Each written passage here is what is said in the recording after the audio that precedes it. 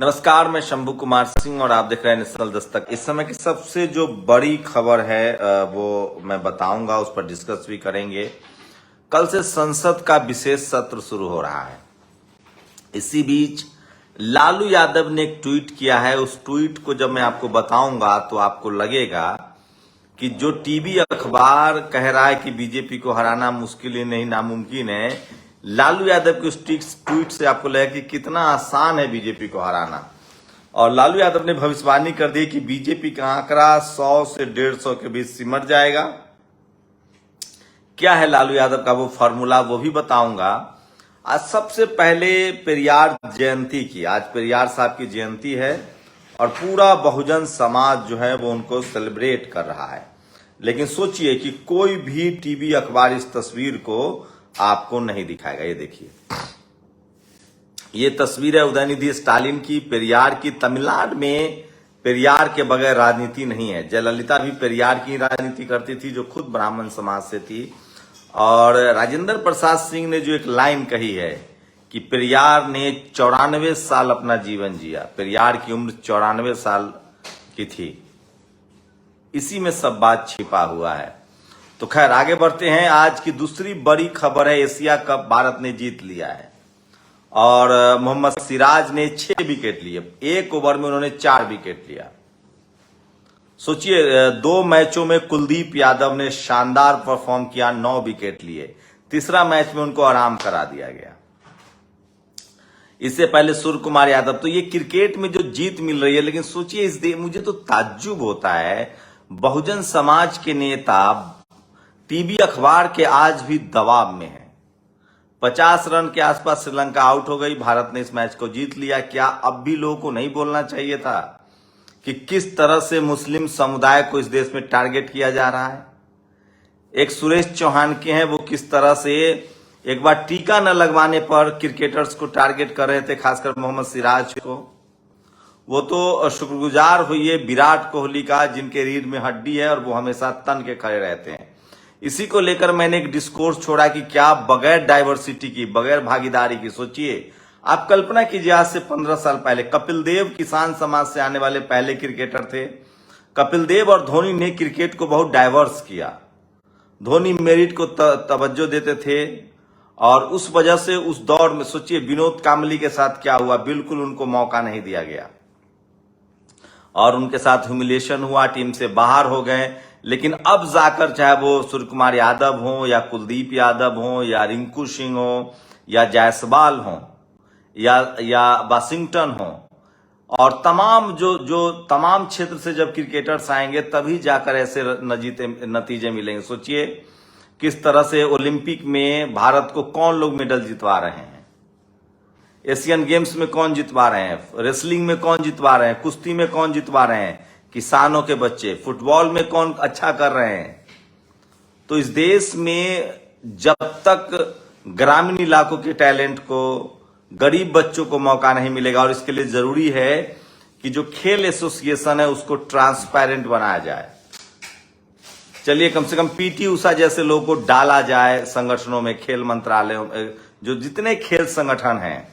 जिस तरह से रेसलिंग के जो खेल हेड थे, उस रेसलिंग एसोसिएशन के जो हेड थे ब्रजभूषण शरण सिंह, उस पर किस तरह के गंभीर आरोप चले, कोर्ट में ट्रायल भी चल रहा है, केस चल रहा है, उसके जो भी नतीजे आए, लेकिन खेल एसोसिएशन को ट्रांसपेरेंट करना पड़ेगा।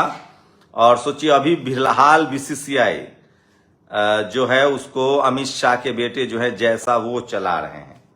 सोचिए अगर यही लालू यादव का बेटा या किसी दलित पिछड़े का बेटा अगर क्रिकेट एसोसिएशन चला रहा था तो बवाल कट जाता।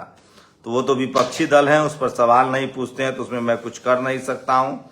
वहीं मोहम्मद सिराज ने एक और लकीर खींच दी है और एक और नजीर पेश की है। लगातार श्रीलंका में बारिश हो रही थी, खासकर कोलंबो में, लेकिन एशिया कप हुआ, उसको लेकर उन्होंने जो आज का जो उनका जो इनामी राशि था वो 4 लाख रुपए, लगभग $5000, वो उन्होंने उन ग्राउंड्समैन को दिए हैं। उन ग्राउंड्स में जो काम करने वाले लोग हैं उनको दिए हैं, ग्राउंड्समैन को अपने इनाम के राशि दिए हैं। वैसे बीसीसीआई ने भी 40 लाख रुपए करीब ग्राउंड्समैन को दिए हैं। तो ये एक अच्छी नजीर उन्होंने पेश की है। और कल से संसद का सत्र शुरू हो रहा है। सोचिए, अपने तो अपने होते हैं। और रवि शास्त्री ने मोहम्मद सिराज से पूछा कि क्या बिरयानी खाए थे। सोचिए किस तरह के माइंडसेट है इन लोगों का कि मुस्लिम समाज के ब्रेकफास्ट के बारे में पूछेंगे तो पूछेंगे क्या बिरयानी खा रहे थे, क्या कोई मुस्लिम समाज को फोन करके क्या खा रहे हो, तो ब्रेकफास्ट कर रहे हो, तो हाँ तो बिरयानी खा रहे हो। इस तरह का माइंडसेट बन गया है। तो ये सोचिए। और मैं ओझा का भी एक वीडियो दिख रहा था जो यूट्यूब पर वीडियो चाहता है कि मुसलमान गोश्त खाता है, ये परसेप्शन बना दिया गया। खैर, पेरियार के विचारों पर चलो और 94 साल जियो, ये राजेंद्र प्रसाद सिंह की लाइन है। उन्होंने पेरियार की तस्वीरें टैग की है। बताऊंगा मैं आपकी लालू यादव ने एक बड़ा रास्ता बताया है किस तरह से मान के चलिए कि इस फॉर्मूले से बीजेपी का 100-150 सीटों पर सिमट जाना तय है। लेकिन इसी बीच प्रधानमंत्री नरेंद्र मोदी ने टीम इंडिया को बधाई दी है। मुझे लगा कहीं टीम भारत तो नहीं लिख देंगे वो। खैर, ये लगभग तय है कि अब वो इंडिया शब्द हटाने वाले नहीं है क्योंकि उसके बहुत सारे कॉम्प्लिकेशन हैं। दूसरी सबसे बड़ी जो बात है कि जितने जो ये जो पत्रकार थे जिनका बहिष्कार हुआ है, उससे बहुत खुश होने की जरूरत नहीं है। कल सरकार बदलेगी, वो सरकार की भाषा बोलेंगे। ये लोग दरअसल पत्रकार नहीं हैं। ये लोग दरअसल अपने जातीय जो भी पॉलिटिकल पार्टी इनके जातीय जो अधिकार हैं उसको सुरक्षित रखेगी। ये लोग बेसिकली SC ST OBC के रिजर्वेशन के विरुद्ध हैं। ये लोग किसानों के विरुद्ध हैं। ये लोग धर्म को लेकर भी बहुत डाइवर्सिटी में भरोसा नहीं रखते हैं। ये लोग जिस धर्म को है उसके वर्चस्ववाद को बनाए रखना चाहते हैं और धर्म से भी ज्यादा ये लोग जातीय वर्चस्व को बनाए रखना चाहते हैं। क्योंकि धर्म के हिसाब से तो मायावती जी भी हिंदू हैं, अखिलेश यादव भी हिंदू हैं, अभी उन्होंने धम्म की दीक्षा नहीं ली है, बुद्ध धम्म में नहीं गए हैं। हेमंत सोरेन भी हिंदू हैं, वो लोग सरना कोड की मांग कर रहे हैं। लेकिन उदयनिधि स्टालिन भी हिंदू ही हैं, पेरियार की विचारधारा को मानते हैं वो लोग। लेकिन सवाल है कि ये लोग धर्म के अपने ही, पेरियार ने क्या कहा था कि अपने ही धर्म वाले अगर तुम्हें नीच कहते हैं तो उस धर्म को लात मार दो। कोई धर्म आपको नीच कहेगा, जैसे आप कोई धर्म मानते हैं और उस धर्म के मानने वाला शख्स आपको नीच कहे या उस धर्म में आपको नीच कहा जाए तो आप तो उसको छोड़ दीजिएगा ना। सिर्फ इतनी सी बात पेरियार साहब ने कही है, जिसको लेकर उनकी इतनी ख्याति है। रेशनल थे, वैज्ञानिक सोच के थे और समाज सुधार के उन्होंने आंदोलन चलाए। तो खैर, ये बड़ा सवाल है। तो ये जो टीवी अखबार के जो पत्रकार हैं वो दरअसल धार्मिक भी नहीं है, नहीं तो अपने ही हिंदू धर्म के दूसरे नेताओं की आलोचना नहीं करते, उनको चोर नहीं ठहराते। लालू यादव से बड़ा हिंदू कौन है?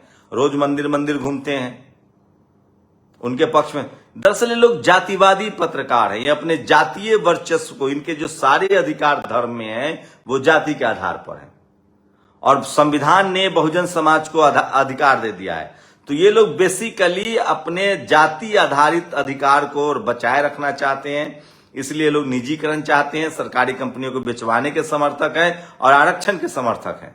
ये लोग अब समर्थक नहीं हैं। ये लोग सरकारी स्कूल, कॉलेज, अस्पताल के भी समर्थक नहीं, क्योंकि वहां आरक्षण है, वहां SC ST OBC किसानों को नौकरियां मिलती है।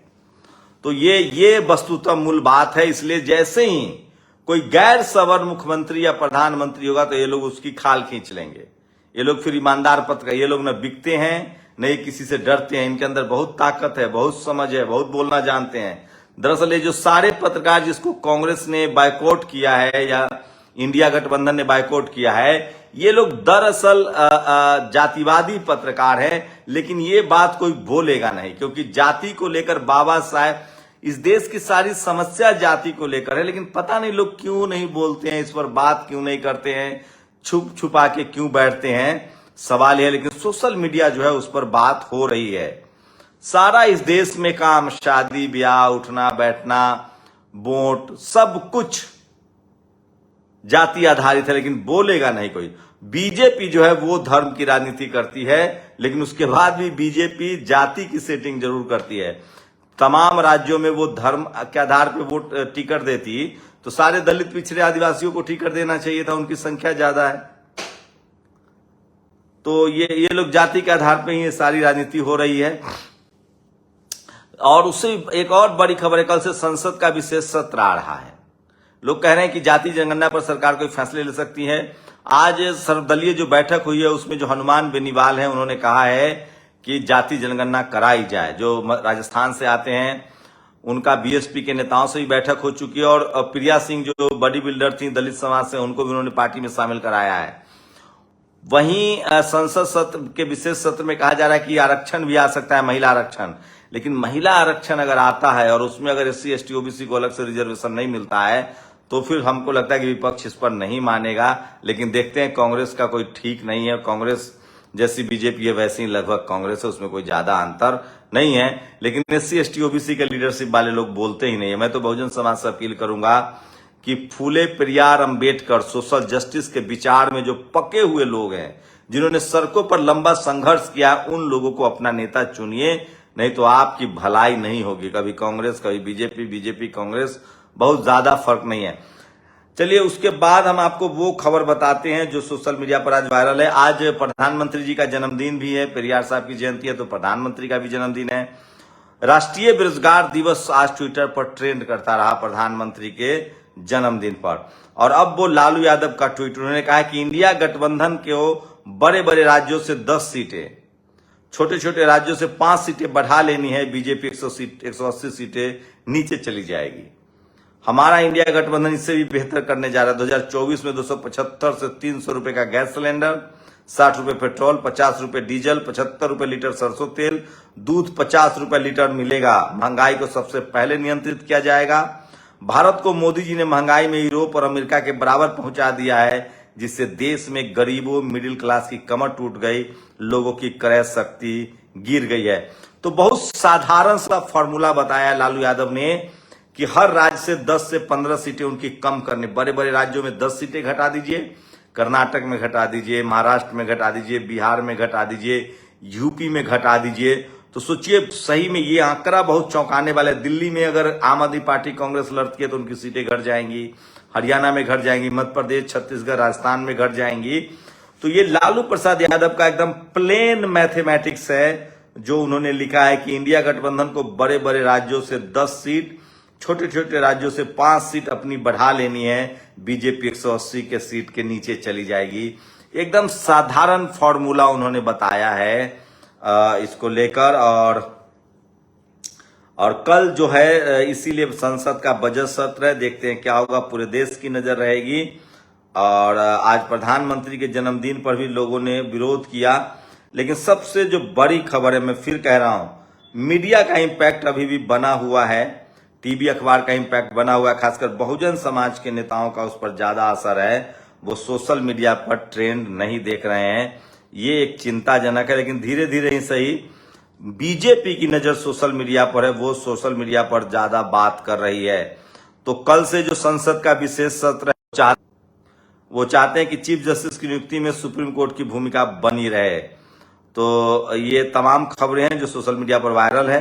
और मेरी कोशिश होगी कि आप लोगों से कल जो भी अपडेट होगा हम लोग आपको बताएं। तो ये सबसे बड़ी खबर थी। लेकिन लालू यादव का जो प्लान टीम इंडिया है, एक और खबर, टीवी अखबार वाले, बीजेपी वाले इंडिया गठबंधन को, इंडिया को इंडी लिखते हैं, INDI, ये अलायंस को गठबंधन बोलते हैं या इंडी अलायंस बोलते हैं।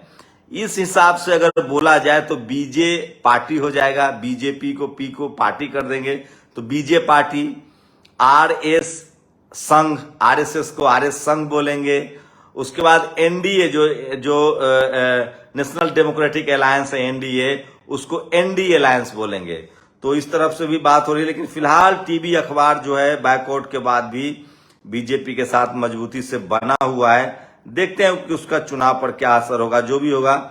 लेकिन अगर मैं बहुजन समाज के लिहाज से बात करूं, मेरी कोशिश होती है कि टीवी अखबार में SC ST OBC के लोग हैं नहीं, किसान जाति के लोग हैं नहीं, तो वो क्या दिखा रहे हैं, वो अपने लाभ नफा नुकसान के लिए दिखा रहे हैं। मेरी कोशिश होती है कि मैं वो सारी खबरें आपको दिखाऊं जो इस देश में बहुजन समाज में क्या घट रहा है। तो आज पूरा बहुजन समाज ग्लोबली, पूरी दुनिया में सोशल जस्टिस के पैरोकार पेरियार साहब की जयंती मना रहे हैं, जो सबसे ज्यादा सोशल मीडिया पर वायरल है। शुक्रिया। नेशनल दस्तक की आपसे गुजारिश है कि अगर इसको बचाना चाहते हैं तो नेशनल दस्तक को सब्सक्राइब करने के लिए रेड कलर के सब्सक्राइब बटन को दबाएं, फिर बेल आइकन की घंटी दबाएं। नेशनल दस्तक को बचाने के लिए बहुत जरूरी है कि हर खबर को शेयर करें, लाइक करें, कमेंट जरूर करें।